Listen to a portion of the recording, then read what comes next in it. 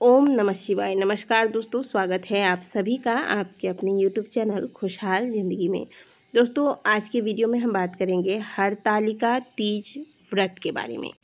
साल 2023 में हरतालिका तीज का व्रत किस दिन रखा जाएगा, पूजा व पारण का शुभ मुहूर्त क्या होगा, हरतालिका तीज से जुड़ी हुई विशेष कुछ नियमों के बारे में बात करेंगे। साथ ही जानेंगे कि इस साल जो लोग हरतालिका तीज का व्रत आरंभ करना चाहते हैं या फिर उद्यापन करना चाहते हैं, वो ये दोनों ही कार्य इस साल कर सकते हैं या नहीं, ये सारी जानकारी आज की वीडियो में हम आपको देने वाले हैं। पूरी जानकारी के लिए वीडियो को अंत तक ज़रूर देखिएगा।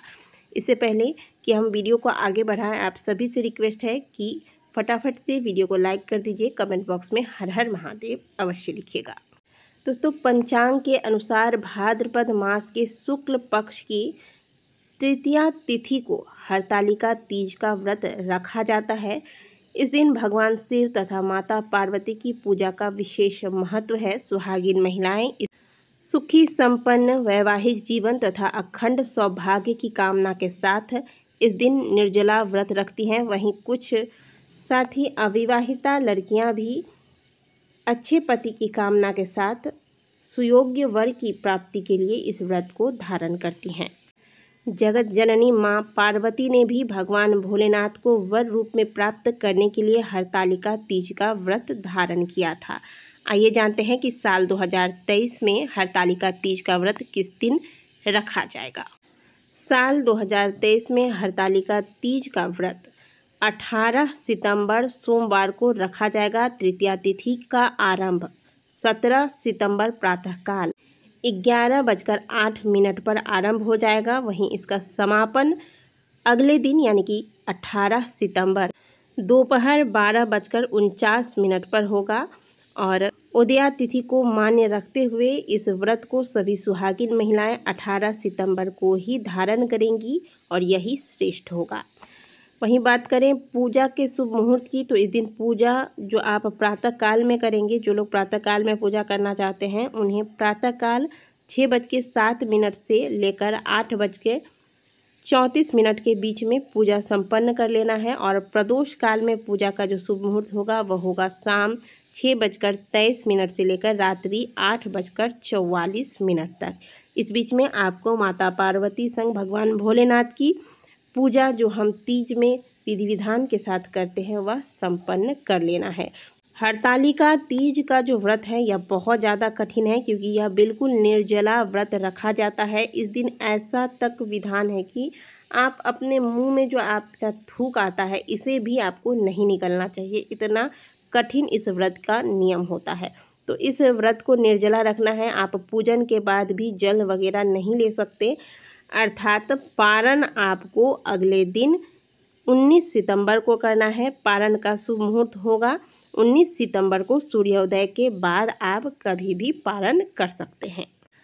हरतालिका तीज का व्रत सुहागिन महिलाएं और कुंवारी कन्याएं द्वारा रखा जाता है। इस व्रत में प्रातःकाल और प्रदोष काल दोनों समय पूजा का विधान है। इस दिन प्रातःकाल उठ के स्नान करने के बाद व्रत का संकल्प लें। पूजा के लिए भगवान शिव, माता पार्वती, भगवान गणेश का रेत व काली मिट्टी से एक सुंदर सा प्रतिमा बना लें और इन्हें एक चौकी पर विराजमान कराएं और इनका सुंदर से श्रृंगार करें। प्रत्येक पूजा के समान तीज के पूजा में भी गौरी और गणेश की पूजा पहले की जाती है। तो आप एक एक वस्तुएं जो भगवान गणेश और माता पार्वती को प्रिय हैं, जैसे कि सिंदूर, लाल पुष्प, अक्षत वगैरह से इनका पूजन करें। माता पार्वती को सुहाग का सामान लाल सिंदूर अर्पित करें। इसके बाद मीठे का भोग लगाएं। महादेव की पूजा आप जिस प्रकार से करते हैं, पंचामृत से महादेव का अभिषेक करवा दें, शुद्ध जल से अभिषेक कराएं, बेलपत्री चढ़ाएं, पुष्प नैवेद्य इत्यादि चढ़ाने के बाद धूप दीप दिखाकर हरतालिका तीज के व्रत की कथा का श्रवण करें या फिर कथा को पढ़ें और अंत में आरती करें। अगले दिन व्रत का पारण किया जाता है। और हरतालिका तीज में रात्रि जागरण का विशेष महत्व है। जितना संभव हो तो आज के दिन रात्रि जागरण करने की चेष्टा अवश्य करें। अब बात करते हैं कि इस साल नया व्रत आपको उठाना है या नहीं। तो जो लोग कभी भी हरतालिका तीज का व्रत पहले नहीं किए हैं उनको नया व्रत इस साल नहीं उठाना है, क्योंकि इस साल अधिक मास लग चुका था, इसीलिए अब कोई भी नया व्रत आपको नहीं उठाना है। और जो उद्यापन भी अगर आप करना चाहते हैं हरतालिका तीज के व्रत का, तो इस साल रुक जाइए, अगले साल आप उद्यापन करवा लें। तीज के व्रत में आपको कुछ सावधानियां बरतनी चाहिए। जैसे तीज के व्रत में आपको सोना नहीं चाहिए, ना ही आपको दिन में सोना है और ना ही रात में। तो आप दिन में तो बिल्कुल भी ना सोएं, पूजा की तैयारी वगैरह करें। रात में पूजन करने के बाद जितना देर हो सके भजन कीर्तन करके कम से कम रात के 2 बजे तक 2:30 बजे तक जागरण करें। इसके बाद अगर आपसे नहीं रहा जाता है तो आप सो सकते हैं। दूसरी बात, इस व्रत को निर्जला रखा जाता है। तो अब आजकल लोग अलग अलग प्रकार के नियम बता देते हैं व्रत के, वो अलग बात है, क्योंकि लोग स्वयं भी हम आजकल हर चीज़ में विकल्प ढूंढते हैं। ये नहीं कर सकते तो ये कैसे कर ले, ये नहीं कर सकते तो क्या इसका कोई विकल्प है, इस प्रकार के सवाल आए दिन हम करते हैं। तो आप एक बात अच्छे से समझ लीजिए कि तीज का जो व्रत है वह निर्जला ही रखा जाता है। बहुत ही कठिन तपस्या की थी भगवान शिव को प्राप्त करने के लिए माता पार्वती ने। तो ऐसे ही भोलेनाथ माता पार्वती को प्राप्त नहीं हो गए, कठिन तपस्या की आवश्यकता होती है। तो तीज के व्रत को अगर आप करते हैं तो सच्ची श्रद्धा के साथ पूरे नियमों का पालन करते हुए करें। दूसरी बात, जब आप व्रत करते हैं, पूजा इत्यादि आपने कर लिया, अब जब तक आप व्रत का विसर्जन नहीं कर देते तब तक आपको अगले दिन व्रत नहीं तोड़ना है, ठीक है। पहले विसर्जन करेंगे, इसके बाद ही व्रत को तोड़ा जाता है। माता पार्वती को जो भी सौभाग्य की चीज़ें आप चढ़ाएंगे, तो कुंवारी कन्याएं अवश्य इस बात का ध्यान रखें कि आप श्रृंगार की सारी वस्तुएं चढ़ा सकती हैं, लेकिन सिंदूर आपको माता पार्वती को नहीं चढ़ाना है। तो आप बाकी श्रृंगार की सारी चीज़ें, मेहंदी, महावर, पायल, बिछिया वगैरह आप सब चढ़ाएं, लेकिन सिंदूर बिल्कुल भी माता पार्वती को कुंवारी कन्याएं नहीं चढ़ाएंगी। लेकिन जो सौभाग्यवती महिलाएं हैं वह जितना हो सके आज के दिन माता पार्वती को सौभाग्य की वस्तुएं चढ़ाएं और इन चढ़े हुए सामग्रियों को आप किसी सौभाग्यवती ब्राह्मणी को दान कर दें। और जब भी आप सौभाग्य की चीज़ें किसी को दान करते हैं तो देने के बाद उनका चरण स्पर्श करके उनको प्रणाम अवश्य करें। दूसरी बात, हरतालिका तीज के व्रत में क्या आवश्यक है कि नई साड़ी ही पहननी है। देखिए, वैसे पहली कोशिश तो आप यही रखें कि हरतालिका तीज पर आप नए वस्त्र धारण करें।